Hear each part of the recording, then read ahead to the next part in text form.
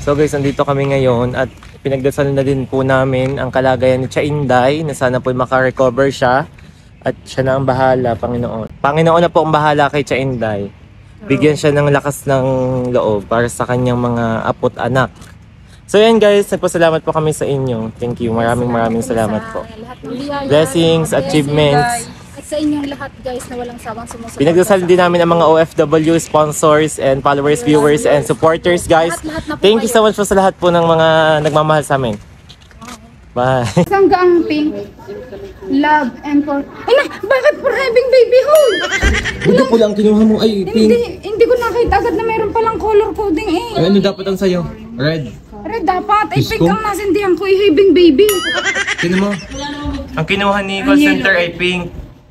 Pagkakaroon ng anak. Eh, ang kailangan naman niya ay pula at mga pagkatatagal sa pagsubok.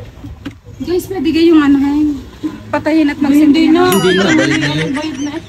Lord, mali po ang aking kandila. Paano gaho ako magkakaanak? Eh, wala naman ho akong asawa. Paano gaho magkakaanak na rin? Wala naman akong asawa.